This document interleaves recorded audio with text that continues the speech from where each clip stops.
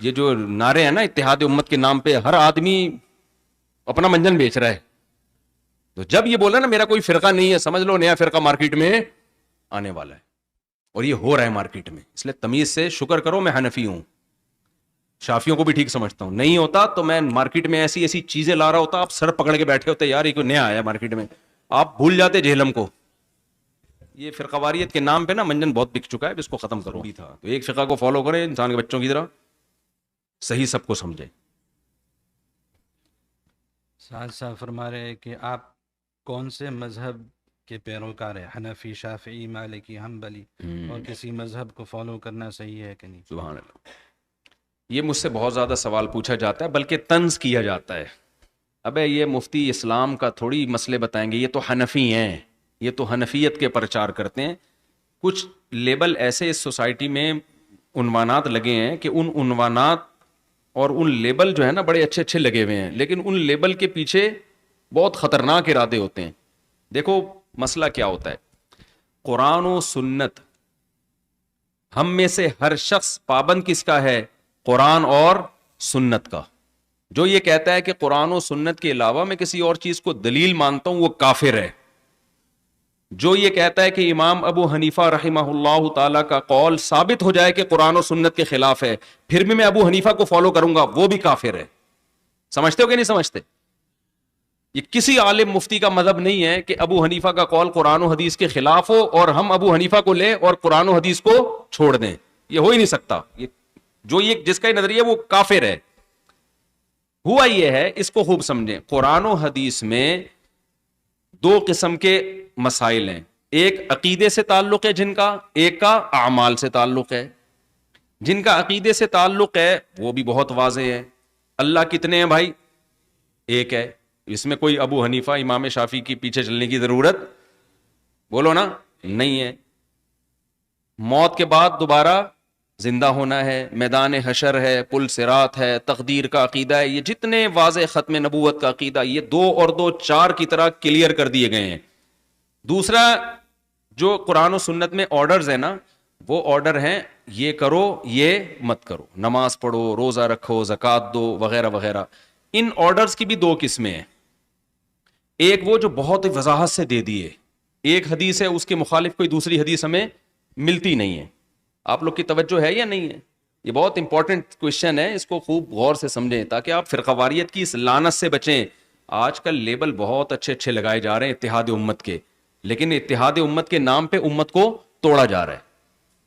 تو قرآن و سنت میں کچھ مسائل ایسے ہیں جو عمل سے متعلق ہیں، بالکل واضح ہیں. جیسے رمضان کے روزے ہم پہ فرض ہیں، قرآن نے کہہ دیا شہر رمضان الذی انزل فمن شہد منکم الشہر فلیصم. اس میں کسی کو نہ ابو حنیفہ کو فالو کرنے کی ضرورت، نہ امام شافعی کو. بھائی رمضان کا مسئلہ پوری امت کا اجماعی مسئلہ ہے. نمازیں ٹوٹل کتنی فرض ہیں؟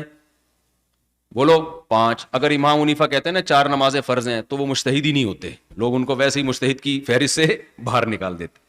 اسی طرح زکوٰۃ فرض ہے، حج فرض ہے. حج کب ہوتا ہے؟ 9 ذی الحجہ کو عرفات میں. یہ اتنے کلیئر کر دی ہیں شریعت نے مسائل کہ اس میں 2 رائے ہو ہی نہیں سکتی. اگر اس میں کوئی دوسری رائے رکھتا ہے تو وہ گمراہ ہے. عیسیٰ ابن مریم آسمانوں پہ اٹھائے گئے ہیں، قرآن میں آتا ہے قرب قیامت میں نازل ہوں گے. حضرت مہدی کا ہے، دجال کا ہے. یہ بہت واضح کلیئر کر دی گئی ہیں یہ ساری کی ساری چیزیں، ان میں کوئی اختلاف نہیں ہے. لیکن کچھ مسائل ایسے ہیں وہ بھی بہت بڑی تعداد میں ہیں، اس میں دلائل دونوں طرف ملتے ہیں، ادھر بھی دلائل ہیں اور ادھر بھی دلائل. اس کو میں مثال سے سمجھاتا ہوں. یہ خود نبی کے دور میں ہوا ہے. دیکھو صحیح بخاری مسلم کی حدیث ہے، رسول اللہ صلی اللہ علیہ وسلم نے صحابہ کرام کی ایک جماعت کو بھیجا بنو قریظہ کی طرف، اور فرمایا کہ جب تک بنو قریظہ نہ پہنچ جاؤ تم میں سے کوئی بھی عصر کی نماز، آپ لوگ جملہ مکمل کر لینا چاہیے، آرام سے ریلیکس. مجھے لگ رہا ہے بڑی ٹینشن میں. ایک آدمی سے پوچھا آر یو ریلیکسنگ؟ اس نے کہا no I am Sanjeet Singh, I am not relaxing. اچھا خیر، جب بھی کوئی علم کی پیچیدہ بات آئے نا تو پھر میں کوشش کرتا ہوں آپ بڑا ہلکا لے کے لو، گاڑی نہ ہو جائے زیادہ. یار یہ پتہ نہیں کیا ٹیکنیکل باتیں شروع کر دی مفتی صاحب نے. دیکھو نبی صلی اللہ علیہ وسلم نے صحابہ کرام کو بھیجا کہ بھئی بنو قریظہ جانا ہے آپ نے، عصر کی نماز راستے میں نہیں پڑھنی، وہاں مقام پہ پہنچ کے، جیسے ہم کہہ رہے ہوتے ہیں نا بیٹا وہاں جاؤ تو وہیں جا کے نماز پڑھنا، راستے میں نہیں، دشمنوں کو خطرے ہوتے تھے، مسائل ہو سکتے تھے۔ اب صحابہ کرام کا لشکر جب چلا ہے تو نماز راستے میں قضا ہونے لگی، ان کو اندازہ نہیں تھا کہ ہم لیٹ ہو جائیں گے۔ اب صحابہ کا اختلاف ہو گیا، بھائی نبی نے تو فرمایا ہے وہاں پہنچ کے نماز پڑھنی ہے، دوسروں نے کہا بھائی نبی نے جو فرمایا تھا تو نبی کوئی عالم الغیب تھوڑی ہے کہ آپ کا خیال تھا کہ وہاں نماز میں ہم پہنچ جائیں گے، اب تو قضا ہو رہی ہے، اب کیسے وہاں پڑھیں گے بھائی، اب تو پڑھنی پڑے گی۔ جن صحابہ کا خیال یہ تھا کہ پڑھنی چاہیے، ان کی دلیل کیا تھی؟ حافظوا علی الصلوات والصلاة الوسطی، نمازوں کی حفاظت کرو خصوصاً درمیانی۔ انہوں نے کہا بھئی یہ تو اسلام کا طے شدہ حکم ہے، نماز قضا کرنے کی نبی کی سیرت میں کوئی مثال نہیں ملتی کہ آپ نے جان کے نماز قضا کی ہو۔ بعض حضرات نے کہا بھائی ہم نبی کے آرڈر کے پابند ہیں، ہمیں یہ آرڈر دیا گیا ہے کہ وہاں پہنچے بغیر نہیں پڑھنی۔ دونوں میں اختلاف ہوا، ہم اگر ہوتے تو پتہ کیا کرتے؟ ہم کہتے آجا، پھر آجا مناظرہ کر لے، بیٹھ جا، مباہلہ کر، آجا بھائی، اور لڑتے گریبان پھٹے ہوئے ہوتے، نماز ہوتی نہ ہوتی دو فرقے بن چکے ہوتے، سمجھ رہے ہو، سر گنجا کر دیا ہوتا، فتوے لگ چکے ہوتے۔ انہوں نے سوچا بھائی اب جس کی جو سمجھ میں آ رہا ہے وہ کر لے۔ آدھے حضرات نے تقریباً ان کی رائے یہ تھی پڑھ لینی چاہیے، انہوں نے پڑھ لی، باقیوں نے ان کے پیچھے نہیں پڑھی، سمجھ رہے ہیں، باقیوں نے وہاں جا کے پڑھی۔ جب نبی کے علم میں یہ بات آئی تو آپ نے کسی کو بھی ملامت نہیں کی، وجہ اس کی کہ دلائل میں تعارض تھا، ٹکراؤ تھا۔ اب جب ٹکراؤ ہوتا ہے تو آپ ایک جانب کو ترجیح دیتے ہو، دوسرے سے کیا کرتے ہو؟ کوئی نبی سے رابطہ تو براہ راست ہو نہیں سکتا تھا نا ان کا۔ اچھا بعد میں بھی نبی نے نہیں بتایا کہ ان میں صحیح کون تھا غلط کون تھا، تاکہ ایک اصول امت کے سامنے ہمیشہ کے لیے آ جائے کہ دونوں ٹھیک ہیں۔ سمجھ رہے کہ نہیں سمجھ رہے کہ دونوں کیا ہیں؟ ٹھیک ہیں۔ اب ہوا یہ ہے کہ قرآن و سنت میں بہت سارے مسائل اتفاقی جس میں کسی کا کوئی اختلاف نہیں تھا۔ اچھا نبی صلی اللہ علیہ وسلم کے دور کے بعد ایسا ہوتا تھا جس کو کوئی مسئلہ پوچھنا ہوتا وہ کسی صحابی کے پاس، جو ماہر صحابی تھے، اہل علم تھے، ان سے فتویٰ لے لیتا، جا کے عمل کر لیتا۔ لیکن آپ کو پتہ ہے جب اسلامی حکومتیں دنیا میں پھیلی ہیں، ہزاروں لوگ اسلام میں داخل ہوئے ہیں، تو یہ والا طریقہ چل نہیں سکتا تھا۔ جیسے قرآن بھی سب کے پاس اخپل طریقے سے لکھے ہوئے تھے، حضرت عائشہ نے اپنا قرآن لکھا ہوا تھا، عبداللہ بن مسعود کے پاس اپنا قرآن تھا، اور ان کی ترتیب آگے پیچھے تھی، کسی نے سورہ آل عمران پہلے لکھی ہوئی، سورہ بقرہ بعد میں لکھی ہوئی۔ عبداللہ بن مسعود نے سورہ فلق سورہ ناس قرآن میں لکھی نہیں، انہوں نے کہا یہ تو سب کو زبانی یاد ہوتی ہے، اس کو لکھنے کی کیا ضرورت ہے۔ سورہ فاتحہ بھی نہیں لکھی، انہوں نے کہا تو بچوں کا یاد ہوتی ہے بھائی، اس کو لکھنے کی کیا ضرورت ہے، صحیح ہے نا۔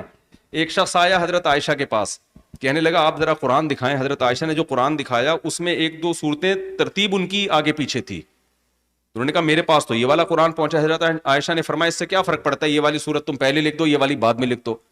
لیکن یہ سیٹ اپ زیادہ عرصہ چل نہیں سکتا تھا۔ حضرت حذیفہ نے آذربائیجان فتح ہوا تھا حضرت عثمان کے دور میں، یہ جو روس کی ریاست ہے نا آزاد، حضرت حذیفہ نے دیکھا لوگوں کا قرآن میں پھڈا شروع، وہ کہہ رہے میرا والا قرآن صحیح، تیرا والا غلط، وہ کہہ رہے تیرا والا صحیح، میرا والا غلط۔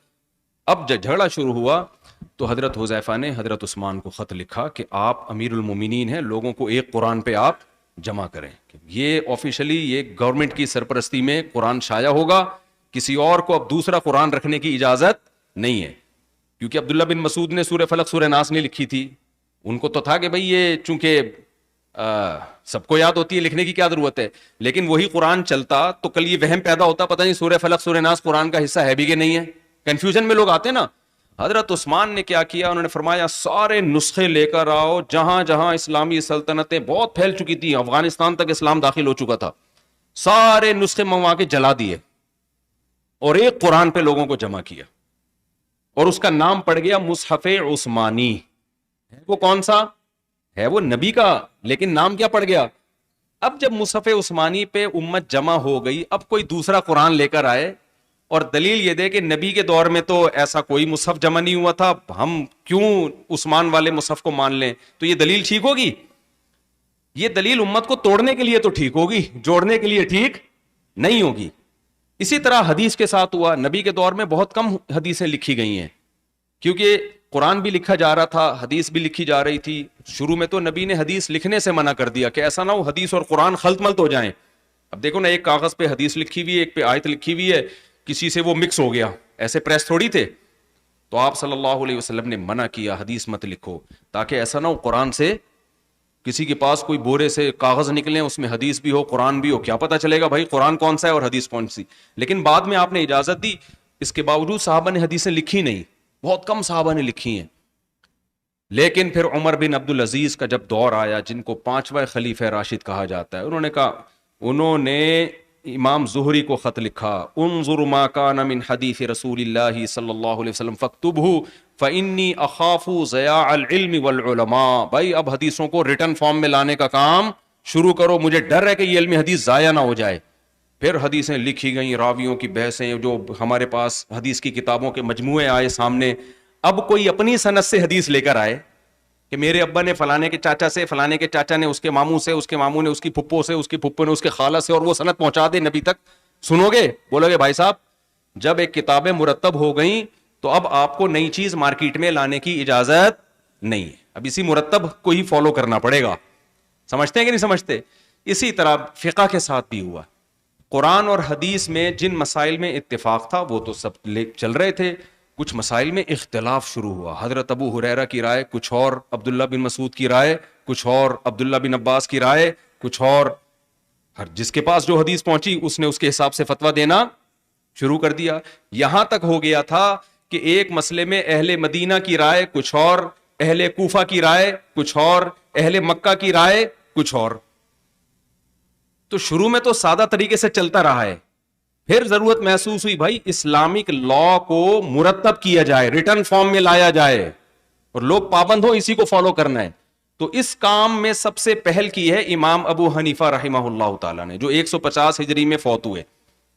سب سے پہلے انہوں نے کیا کیا کہ فقہ کو اپنے شاگردوں کے ذریعے ریٹن فارم میں مرتب کرنا. اور انہوں نے شورائی فقہ کہ انڈیویجولی رائے نہیں ہوگی، مفتیوں کا پورا گروپ ہوگا، بیٹھ کے ڈیبیٹ ہوگی ایک ایک مسئلے پہ.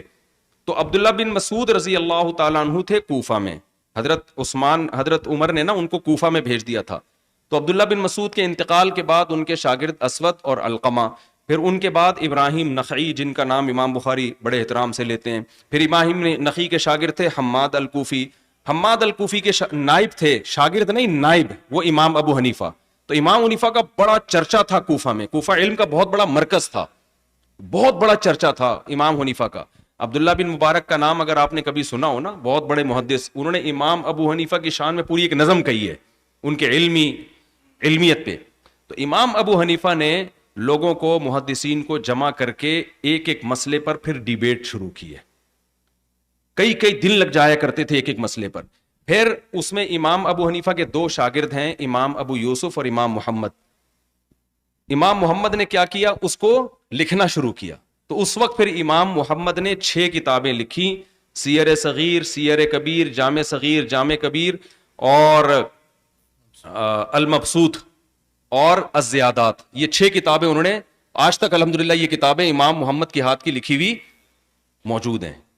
تو یہ 6 کتابیں لکھی جس میں باقاعدہ کتاب الطہارہ، وضو کا طریقہ. اس سے پہلے یہ ریٹن فارم میں نہیں تھا.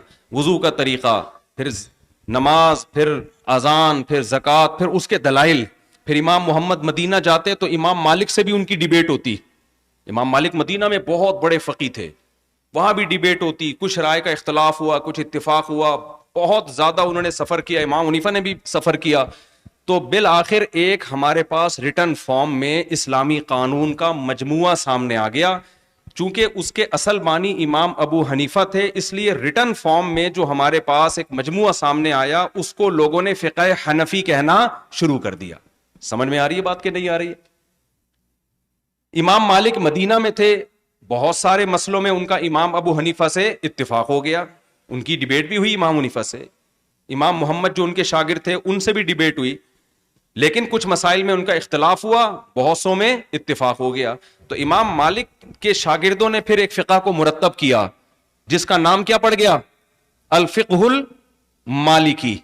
تھا وہ نبی کا ہی فقہ، قرآن و دلائل وہی قرآن و سنت کے تھے، لیکن رائے کا اختلاف تو ہو سکتا ہے نا. تو اس رائے کا اختلاف جو ہوا تو امام مالک نے جو مرتب کیا، ان کے شاگردوں نے کیا یہ کام، اس کو نام کیا دے دیا گیا امت نے؟ بولتے کیوں نہیں بھائی؟ فقہ مالکی. اچھا امام مالک اور امام محمد، جو امام محمد امام حنیفہ کے شاگرد ہیں، ان دونوں کے شاگرد ہیں امام شافعی. امام شافعی نے امام مالک سے بھی علم حاصل کیا اور امام محمد سے بھی. اور امام شافعی کہتے ہیں میں نے ابو حنیفہ کے جو شاگرد تھے نا امام محمد، ان سے اتنا علم حاصل کیا ہے کہ میں نے ان سے اتنی کتابیں پڑھی کہ ان کو بڑی سواری پہ لادا جا سکتا ہے. اور امام شافعی نے ان کی تعریف میں یہ کلمات کہے کہ اگر محمد ابن حسن نہ ہوتے کنت کسائر الناس، میں امام شافعی نہ ہوتا، میں عام لوگوں کی طرح ایک امام ہوتا. یعنی اپنے استاذ کی تعریفیں کی انہوں نے. لیکن چونکہ مجتہد تھے، ان کو رائے کے اختلاف کا حق تھا. بہت سے مسائل میں وہ امام محمد کی رائے سے متفق، کچھ مسائل میں وہ امام محمد کی رائے سے متفق نہیں ہوئے.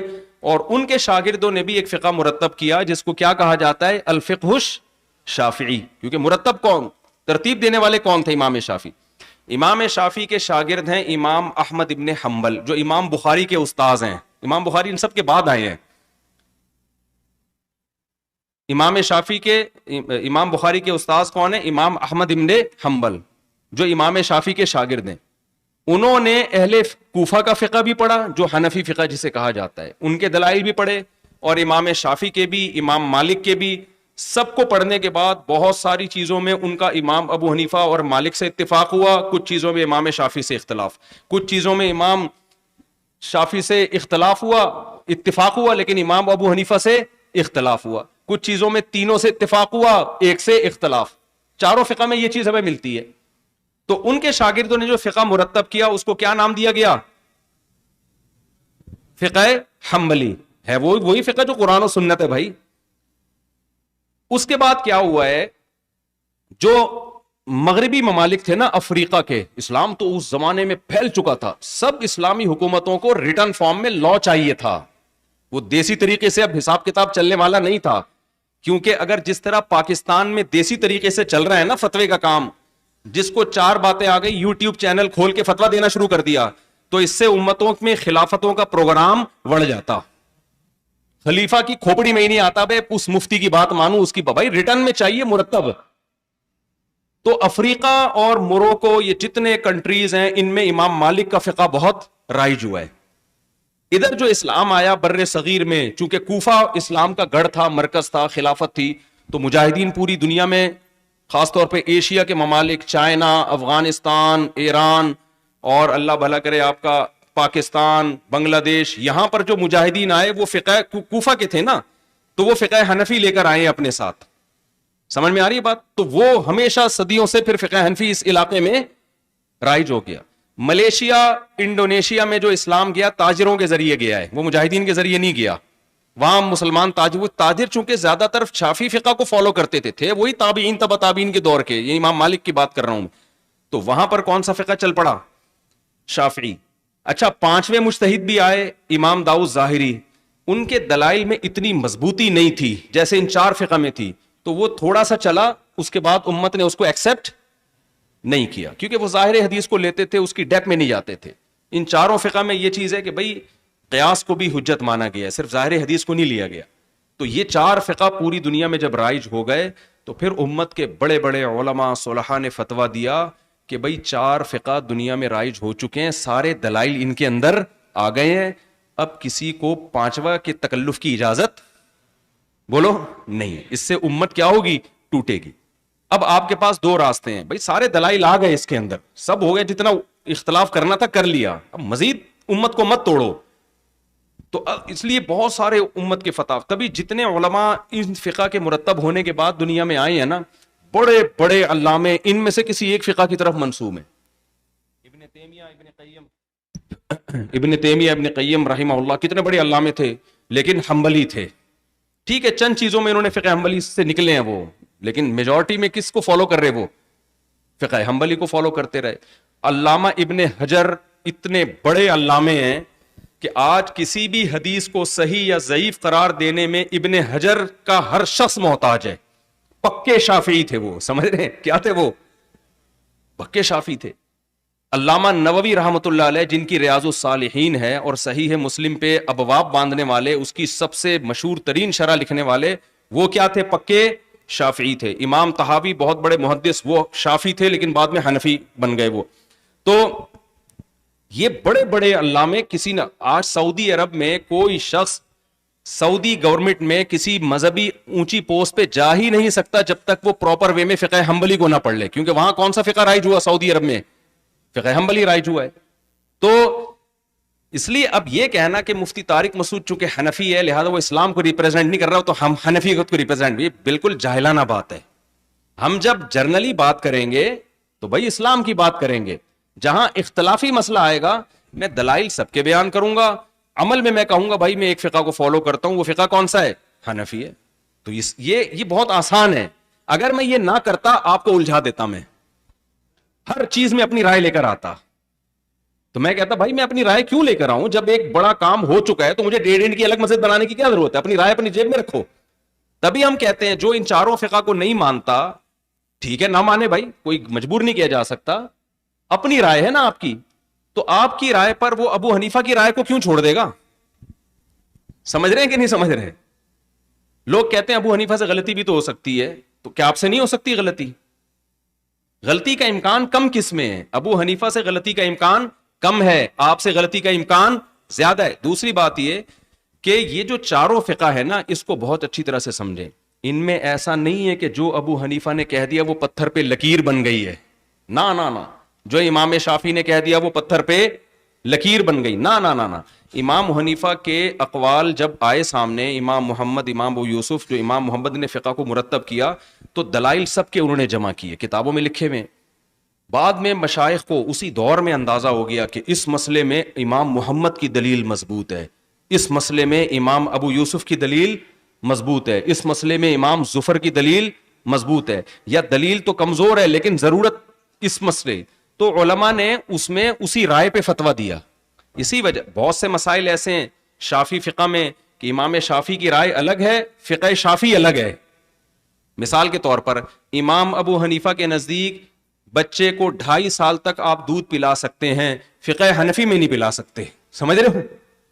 آج مجھ سے کسی نے پوچھا یہ تو کافروں کا ملک ہے, یہاں سود لے سکتے ہیں؟ کیونکہ امام حنیفہ کی رائے یہ ہے کہ دارالحرب میں سود لینا جائز ہے. میں نے کہا پہلی بات تو یہ دارالحرب ہے نہیں, کوئی لڑائی کو پٹے تھوڑی ہو رہے ہیں آپ کے یہاں پہ.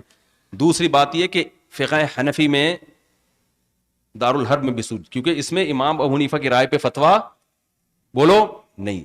امام ابو حنیفہ کے نزدیک عقیقہ منسوخ ہے, سنت نہیں ہے. فقہ حنفی میں عقیقہ سنت ہے. امام ابو حنیفہ کے نزدیک بارش کی نماز استسقاء کی نماز نہیں ہے, یعنی وہ کہتے ہیں بس دعائیں کرو. فقہ حنفی میں نماز استسقاء سنت ہے. سمجھتے ہو کہ نہیں سمجھتے؟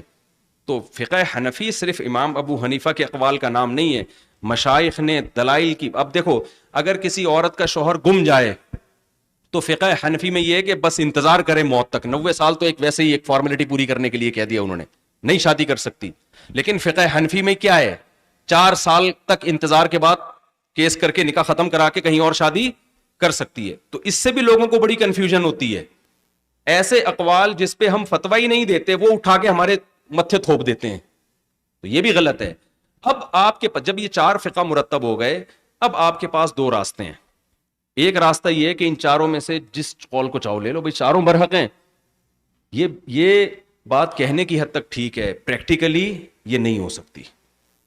اس میں بہت بڑے بڑے فسادات ہیں, کچھ چیزیں پریکٹیکل سے ثابت ہوتی ہیں. مثال کے طور پر دیکھو, امام شافعی کی رائے یہ ہے کہ کسی لڑکی کو ہاتھ لگ گیا تو وضو ٹوٹ جائے گا. ان کی دلیل بھی قرآن کی آیت ہے کہ اے ایمان والو اولا مستم النساء, تم نے کسی عورت کو چھوا ہو تو تم پہ وضو فرض ہے. سمجھ رہے ہیں نا؟ امام حنیفہ کہتے ہیں یہاں چھونے سے مراد جمع کرنا ہے, یہ کنایا ہے, ہم بستری کرنا مراد ہے, چھونا مراد نہیں ہے. دونوں کے دلائل ہیں. اس لیے امام ابو حنیفہ کے نزدیک کسی اور بچی کو, اپنی بیٹی کو یا کسی کو بھی ہاتھ لگ گیا تو وضو نہیں ٹوٹتا اس سے.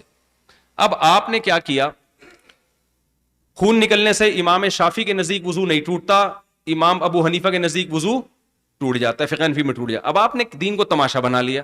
آپ کا خون نکلا وضو کے بعد, کسی نے پوچھا بھائی تمہارا خون نکلا وضو کرو, کہہ رہا امام شافعی کیا مسلمان نہیں تھے؟ کیا وہ تورات انجیل پہ فتویٰ دیتے تھے؟ ہم چپ ہو گئے, ٹھیک ہے بھائی نہیں کر وضو. تھوڑی دیر میں بچی کو پیار کیا, بھائی اب تو امام شافعی کے نزدیک وضو ٹوٹ گیا ہے, کیا امام حنیفہ کو نہیں سمجھ آیا تھا قرآن و سنت؟ یہ تماشا بنے گا دین. اس کا حل یہ ہے کہ برحق سب کو سمجھو, فالو ایک کو کرو. میں کتنے لوگ جانتا ہوں لڑکی سے شادی کی اس کی باپ کی مرضی کے بغیر. کیوں بھائی؟ امام حنیفہ کے نزدیک ولی کی اجازت ضروری نہیں ہے. سمجھ میں آ رہی ہے بات؟ ولی کی اجازت ضروری نہیں تو بھگا دی لڑکی نا, شادی کر لی. کیکڑا کھاتے وقت کہتے ہیں کہ امام شافی کے نزدیک کیکڑا حلال ہے. کیکڑے کھانے میں شافی بن رہے ہیں, لڑکیاں بھگانے میں کیا بن رہے ہیں؟ حنفی بن. یہ تماشا ہے بھائی. علماء نے کہا جب ایک کو فالو کرنا ہے تو پھر ایک ہی کو فالو کرنا ہے. یہ تجربے کے بعد ایک چیز سامنے آئی ہے, اور حکومتوں کا بھی ایک ہی فقہ رہا ہے ہمیشہ. ایسا نہیں ہے کہ یہاں سے ہاں, علماء اگر ضرورت محسوس کریں کہ بھئی اس زمانے میں فلاں فقہ پہ فتویٰ دینا چاہیے, جیسے حج میں بعض دفعہ حاجیوں کے لیے اتنی مشکلات ہوتی ہیں کہ فقہ حنفی کو فالو کرنا ممکن ہی نہیں ہوتا, پھر خود سے یہ کام نہ کریں, پھر علماء خود لچک دے دیتے ہیں بھائی اب فقہ حنبلی کو جو وہاں کی گورنمنٹ کہہ رہی ہے نا اس سعودی حکومت کے حساب سے چلیں. آپ سمجھ میں آ رہی ہے کہ نہیں آ رہی؟ لیکن یہ کام خود نہیں کرنا ہے کہ کیکڑے کھانے کے لیے شافی بنے ہوئے ہو, بچیاں بھگانے کے لیے. اب یہ نہ سمجھے کہ حنفی فقہ میں بچیاں بھگانا جائز ہے, میں تو صرف یہ کہہ رہا ہوں کہ نکاح ہو جاتا ہے, باقی کام ان کے نزدیک بھی یہ کوئی اچھا کام نہیں ہے. تو اس لیے ایک فرق, تو میرا حنفی ہونا یہ آپ کے لیے فائدے مند ہے. میں حنفی نہیں ہوتا تو اللہ کا شکر ہے, اللہ نے مجھے ٹوٹی پھوٹی یہ صلاحیت دی ہے کہ میں ابھی چھٹا فرقہ مارکیٹ میں لا چکا ہوتا اور لیبل یہ لگا رہا ہوتا کہ میں فرقہ پرست نہیں ہوں. جتنے لوگ اس وقت یہ کہہ رہے ہیں ہمارا کوئی فرقہ نہیں ہے, ان کے 20 فرقے ان کے اندر بنے ہوئے ہیں, ہر شخص کی الگ رائے ہے. تو جب ایک مرتب فقہ کو آپ فالو کرتے ہو تو دائیں بائیں ہونے کی آپ کو اجازت نہیں ہوتی, آپ اس کے پابند ہوتے ہو. تو اس لیے بھائی تمیز سے ایک فقہ کو فالو کرو, سب کو کیا سمجھو, صحیح سمجھو, بات ختم ہو. دلائل سب کے پاس ہوتے ہیں, اور یہ حدیث میں آتا ہے رب حامل فقہ غیر فقیہ. یہ جو کہتے ہیں نا حدیث آئے گی میں فوراً عمل کروں گا, بھائی فضائل کی حدیث آئے گی فوراً عمل کرو گے, مسائل کی حدیث آئے گی تو نبی نے منع کیا ہے. نبی نے فرمایا اس کو بتاؤ جو تم سے زیادہ سمجھدار ہے, وہ تمہیں حدیث کا مطلب بتائے گا. کیونکہ رب حامل فقہ غیر فقیہ, کچھ لوگ علم کی بات جانتے ہیں, کھوپڑی میں سمجھنے کی صلاحیت نہیں ہوتی, تو ایسے آدمی کو فقہاء کو بتاؤ گے جو تمہیں بتائیں گے اس کا مطلب کیا ہے. اگر خالی حدیث کو دیکھنا ہے نا تو حدیث میں یہ بھی آتا ہے کہ الوائدۃ والموعودۃ فی النار. نبی نے ایک دفعہ کسی نے پوچھا یا رسول اللہ زمانے جاہلیت میں بچی کو زندہ دفن کیا جاتا تھا, کیا حکم ہے؟ فرمایا وہ بچی بھی جہنم میں, دفنانے والی بھی جہنم میں. کیا آپ یہ عقیدہ رکھ سکتے ہو کہ وہ بچی بھی جہنم میں؟ بھائی جب اس حدیث کی ہم ڈیپ میں جاتے ہیں, اس کے سیاق و سباق کو دیکھتے ہیں, دیگر حدیثوں کو ملاتے ہیں, قرآن کی آیتوں کو ملاتے ہیں, تو قرآن کیا کہتا ہے وَإِذَا الْمَوْءُودَةُ سُئِلَتْ بِأَيِّ ذَنبٍ قُتِلَتْ, جس دن زندہ دفن کی ہوئی بچی سے پوچھا جائے گا بتا تجھے کس جرم میں قتل کیا گیا. تو جب اس بچی سے اللہ خود اس بچی پہ ظلم کرنے والے باپ سے انتقام لے رہے ہیں تو اللہ خود اس کو کیوں سزا دے گا؟ دوسری حدیثوں کو جب ہم نے ملایا تو پتہ یہ چلا کہ بھائی جو بچے کفر میں مر جاتے ہیں قیامت کے دن ان کو بالغ کر کے عقل دی جائے گی, آزمائش میں ڈالا جائے گا, اپنی مرضی سے جو ایمان لائے گا جنت میں, جو ایمان نہیں لائے گا جہنم میں. تو اسپیسیفک اس بچی کے بارے میں نبی کے علم میں تھا کہ اس کو بالغ کیا جائے گا, تو یہ اپنی مرضی سے کس کو ترجیح دے گی؟ کفر کو ترجیح دے گی. یہ عام قاعدہ و ضابطہ نہیں ہے, کیونکہ قرآن جگہ جگہ کہتے ہیں لا یظلم ربک احدا وما کنا معذبین حتی نبعث رسولا, ہم کسی کو اس وقت تک عذاب نہیں دیتے جب تک حجت اس پہ تمام نہیں کر دیتے. تو نابالغ پہ حجت کیسے تمام ہوگی؟ تو یہ جو کہتے ہیں نا حدیث آ گئی فوراً فتویٰ دے دو, بالکل غلط ہے. کسی مجتہد نے ایسا کبھی بھی نہیں کیا. حدیث آئے گی, اس کے مخالف حدیثیں دیکھی جائیں گی, آیتیں دیکھی جائیں گی, سب کو ملا کے رائے قائم کی جائے گی. اور یہ مجتہدین کا, ایکسپرٹ لوگوں کا کام ہے, ہر نتو پھتو کا کام نہیں ہے. جو اٹھتا ہے بس حدیث کے ریفرنس یاد ہوتے ہیں اس کو, لوگ اس کو کمال سمجھتے ہیں, ریفرنس دے رہا ہے بندہ, ریفرنس تو اس حدیث کا بھی ہے بھائی. تو فقہ ایسے ہی تھوڑی مجتہدین نے اپنی عمریں کھپائی ہیں پوری ٹیمیں بٹھا کے. تو امام بخاری سے پہلے یہ کام مکمل ہو چکا ہے. تو امام بخاری, تبھی امام بخاری کا شمار محدثین میں ہوتا ہے, فقہا میں نہیں ہوتا. کیسے نہیں ہوتا؟ اس کی دلیل کیا ہے؟ امام بخاری کے شاگرد ہیں امام ترمذی. امام ترمذی جب کوئی حدیث لے کر آتے ہیں, مسئلہ بیان کرتے ہیں, تو اس میں امام ابو حنیفہ کا نام لیتے ہیں, امام شافعی کا لیتے ہیں, عبداللہ بن مبارک کا لیتے ہیں. امام بخاری کا کہیں بھی نام نہیں لیتے وہ, کہ اس بارے میں امام بخاری کی رائے ہے. کیوں؟ ان کو پتہ ہے ان کا شمار تھے, وہ بھی ہم سے زیادہ فقیہ تھے بھائی, لیکن مجتہدین میں ان کا شمار نہیں ہوتا. لیکن جہاں حدیث کی بات آئے گی, یہ حدیث صحیح ہے یا ضعیف, وہاں امام بخاری کا نام لے رہے ہیں. تو ہر فیلڈ کے اپنے ایکسپرٹ ہوتے ہیں, حدیث کے ایکسپرٹ الگ ہوتے ہیں, فقہ کے ایکسپرٹ الگ ہوتے ہیں. تو اس لیے یہ جو نعرے ہیں نا اتحاد امت کے نام پہ، ہر آدمی اپنا منجن بیچ رہا ہے. تو جب یہ بولا نا میرا کوئی فرقہ نہیں ہے، سمجھ لو نیا فرقہ مارکیٹ میں آنے والا ہے. اب نیا فرقہ آئے گا مارکیٹ میں، آ رہے ہیں. اور ہر آدمی، وہ علامہ اقبال نے کہا تھا ہر شاخ پہ الو بیٹھا ہے، انجام گلستان کیا ہوگا. جب آپ گلستان میں جاؤ ہر شاخ پہ تتلیاں نظر آتی ہیں آپ کو، ایک آدھ الو بھی نظر آ جاتا ہے جو ماحول خراب کرنے کے لیے.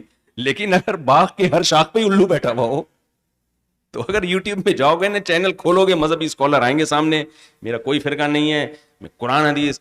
دوسرے کو دیکھو گے وہ بھی قرآن حدیث، بالکل اس کی دوسرے کی نفی کر رہا ہوگا، تیسرا اس کی نفی کر رہا ہوگا، چوتھا اس کی نفی کر رہا ہوگا. طلاق کے مسئلے میں دیکھ لو یار، چاروں اماموں کا اتفاق ہے 3 طلاقیں 3 ہوتی ہیں. قرآن و سنت پہ انہوں نے پراپر ریسرچ کی. لیکن جنہوں نے اس سے اختلاف کیا، نہیں ہم چاروں اماموں کو نہیں مانتے، ان کی رائے میں آپ اختلاف دیکھو. سب کا دعویٰ ہے کہ میں قرآن و سنت سے مسئلہ بتاتا ہوں. کچھ کہتے ہیں اکٹھی 3 ہوتی ہیں، کچھ کہتے ہیں اکٹھی 3 1 ہوتی ہیں، کچھ کہتے ہیں اکٹھی 3 1 بھی نہیں ہوتی اگر آپ نے حالت طہر میں ہم بستری کے بعد دی ہے. کچھ کہتے ہیں کہ حالت طہر میں ہم بستری کے بعد، ہم بستری سے پہلے دی ہے تو بھی 1 ہوگی، بشرطے کہ آپ اس سے رجوع کر لیں. صرف ایک طلاق کے مسئلے میں 20 اقوال نکل آئیں گے ان لوگوں کے جو کہتے ہیں کہ ہم قرآن و سنت کے نام پہ جوڑ رہے ہیں. ائمہ اربعہ میں اختلافات کم ہیں، جو ائمہ اربعہ سے نکلتے ہیں نا ان کے آپس میں اختلافات بہت زیادہ ہیں. اور کچھ مسائل تو ایسے ہیں جس میں پوری امت کے اجماع سے انہوں نے خروج کیا ہے. اس لیے ہم نہیں کسی کو کہتے کہ آپ لازمی حنفی شافی مالکی بنے، آپ کی مرضی بنے نہ بنے، ہم سب علماء کا احترام کرتے ہیں، بنے نہ بنے. لیکن عوام کو ہم وہی بتائیں گے جو پبلک کے لیے کیا ہوگا سوٹیبل طریقہ. پبلک کو ہم الجھانا نہیں چاہتے. تمیز سے ایک فقہ کو فالو کرو، دوسرے کا احترام کرو. یہی طریقہ صدیوں سے چلا آ رہا ہے. اسی پہ امت میں شافیوں میں پلا بڑا ہوں. میں جس محلے میں رہتا تھا وہاں بہت سارے شافی تھے، وہ رفع الیدین کرتے تھے، ہم نہیں کرتے تھے. دونوں کے اپنے اپنے دلائل ہیں. میں نے اپنے والد صاحب سے پوچھا، والد صاحب نے کہا بیٹا امام شافی بھی برحق ہیں، امام حنیفی بھی برحق ہیں، کسی ایک کو فالو کرو سب. اس کے بعد سے ہم نے دوبارہ مسئلہ کبھی اٹھایا ہی نہیں. سمجھ رہے ہیں نا، اکٹھے رہتے تھے، کھاتے تھے، پیتے تھے. وہ کیکڑا بھی کھاتے تھے، ہم نہیں کھاتے تھے. ہم نے کہا کیوں بیٹا، امام شافی بھی برحق ہیں، ان کی رائے میں جائز ہے، ہماری رائے میں جائز نہیں ہے، تو ان کو کھانے دو، آپ نہ کھاؤ. یہ مسئلہ ہی ختم ہو گئے اس وقت سے نا. بڑے آرام سے زندگی گزاری. وہ تبلیغ میں نکلتے تھے، ہم بھی نکلتے تھے، کوئی پتہ ہی نہیں تھا کہ یہ ہوتا کیا ہے. لیکن جب آپ فتنہ پرستوں کے پاس جاؤ گے نا، وہ چھیڑے گا آپ کو، وہ چھیڑے گا آپ کو. بھائی یہ مسائل امت پہلے ختم کر چکی ہے، ہر ایک کی رائے قائم ہو چکی ہے دلائل سے. اب اس کو دوبارہ سے امت میں چھیڑنے کی ضرورت نہیں ہے. جو اتفاقی ہیں وہ اتفاقی ہیں، جو اختلافی ہیں ان کو اختلافی رہنے دو. ان کو ایک بنانے کی کوشش میں بکھر جاؤ گے. ایک چھوٹی سی بات بتا کے بس اگلا سوال لیتا ہوں کیونکہ ٹاپک بہت ہے. ایک صاحب میرے پاس آئے، کہنے لگے اسلام میں 4 فقہ بن گئے، حنفی مالکی شافعی حنبلی، ایک بناؤ ان کو. میں نے کہا بنائے گا کون؟ کہہ رہے ہیں ہم قرآن و سنت پہ آ جاؤ. میں نے کہا یہ چاروں امام مجتہد تھے، قرآن و سنت کے ایکسپرٹ تھے، تابعین تبع تابعین کے زمانے دیکھے انہوں نے، ان کو اپنی آنکھوں سے نمازیں پڑھتے ہوئے دیکھا. انہوں نے قرآن و سنت پہ ریسرچ کی تو 4 بن گئے. اور 1 ارب 22 کروڑ مسلمان جب قرآن و سنت پہ نئے سرے سے ریسرچ کریں گے نا، تو یہ ایک نہیں بنیں گے، یہ 1 ارب 22 کروڑ فرقے بنیں گے. اور یہ ہو رہا ہے مارکیٹ میں. اس لیے تمیز سے شکر کرو میں حنفی ہوں، شافیوں کو بھی ٹھیک سمجھتا ہوں. نہیں ہوتا تو میں مارکیٹ میں ایسی ایسی چیزیں لا رہا ہوتا، آپ سر پکڑ کے بیٹھے ہوتے یار یہ کوئی نیا آیا مارکیٹ میں. آپ بھول جاتے جہلم کو، آپ جو ہے باقی ساری سرکاروں کو، پھونکوں والی سرکار کو بھول جاتے آپ. کیونکہ الحمدللہ ہمارے پاس دلائل، بیٹھ جائیں بھائی بیٹھ جا رہا، ہمارے پاس دلائل کی قوت زیادہ ہے الحمدللہ. ہم نے پراپر وے میں قرآن کو بھی پڑھا ہے، حدیث کو بھی پڑھا ہے پراپر وے میں، اور فقہ کو بھی پڑھا ہے. چاروں فقہ پڑھے ہیں، ان کے دلائل پڑھے ہیں، کیا کیا دلائل کس کے پاس ہے، کون کس دلیل کو ترجیح. اصول فقہ پڑھے ہیں، کہ اصول فقہ کا مطلب ہوتا ہے قرآن و سنت سے مسائل نکالنے کے ہر فقیہ کے اپنے اصول ہیں. وہ اصول کیا ہیں کہ کتاب اللہ میں ایک آیت عام ہے، کیا خبر واحد کے ذریعے اس کو خاص کیا جا سکتا ہے؟ کیا کتاب اللہ کے مطلق کو مقید کیا جا سکتا ہے؟ عبارت النص سے مسئلہ کیسے ثابت ہوتا ہے؟ دلالت النص سے کیسے ثابت ہوتا ہے؟ اشارت النص سے کیسے ثابت ہوتا ہے؟ اقتضاء النص سے کیسے ثابت ہوتا ہے؟ ان کم وقتوں کو نہ عبارت النص کا پتہ، نہ اقتضاء النص کا پتہ، کخ بھی پتہ نہیں ہے. بس ایک ریفرنس اٹھا کے ٹھوک دیں گے، اور ترجمہ بھی نہیں آتا، ترجمے غلط ہو رہے ہوتے ہیں. یہ اختلافی مسئلہ ہے کہ وتر 1 رکعت ہے کہ 3 رکعت ہے. امام ابو حنیفہ کے نزدیک 3 ہے، امام شافعی کہتے ہیں 1 بھی جائز ہے. لیکن عوام جو کر رہی ہے نا کہ میں دلیل سے، بھائی تیرے پاس دلیل نہیں ہے. ایک صاحب آئے کہنے لگے حدیث میں تو آتا ہے یوتر بواحدۃ، نبی 1 رکعت وتر پڑھتے تھے، تم کیوں 3 پڑھتے ہو؟ میں نے کہا تو مجھے یہ بتا بھائی کہ یو تیرو بواحدتن کا ترجمہ ایک رکعت وطر پڑھتے تھے، یہ تم نے خود کیا ہے؟ او ترا یو تیرو ایتارن کا ایک مطلب عربی میں یہ بھی آتا ہے کہ ایون کو آڈ بنانا. امام حنیفہ کے نزدیک اس کا مطلب یہ ہے ایک کے ذریعے ایون کو آڈ بناتے تھے، 2 رکعت کے بعد ایک ملاتے تھے تاکہ وہ ایون کیا ہو جائے، جفت جو ہے وہ طاق بن جائے. پتہ ککھ بھی نہیں ہے، لفظی ترجمے بھی نہیں آتے ہیں، اور ہر شخص فنٹر بنا ہوا ہے کہ یہ ترجمہ، بھائی ترجمہ یہ تو کسی آج کے کسی اسکالر نے کیا ہے نا ترجمہ، خود سیکھ لو عربی.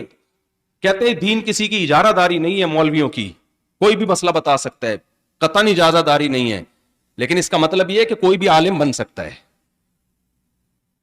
کسی کا کوئی، آپ مدرسے میں آؤ نا داخلے لینے کے لیے، سب آ سکتے ہیں، سب کو داخلہ مل سکتا ہے، لیکن عالم بنے بغیر آپ مسئلہ، مفتی بنے بغیر مسئلے بتانا شروع کر دو، اس کی کوئی اجازت نہیں دے گا میرے بھائی. یہ ایسا ہی ہے جیسے ایک ڈاکٹر صاحب کلینک کھول کے بیٹھے ہیں، علاج کر رہے ہیں، آپ میکینک تھے، آپ بھی کلینک کھول کے بیٹھ گئے. اب ڈاکٹر کہہ رہے تیرے کو کس نے اجازت دی ہے؟ آپ کو یہ میڈیکل سائنس کوئی کسی کے باپ کی جاگیر تھوڑی ہے کہ ڈاکٹروں کی اجارہ داری تھوڑی ہے. ڈاکٹر کہے گا واقعی نہیں ہے، میڈیکل سائنس کا علم کوئی بھی حاصل کر سکتا ہے، آپ بھی چلے جاؤ، علم حاصل کیے بغیر آپ بیٹھ جاؤ.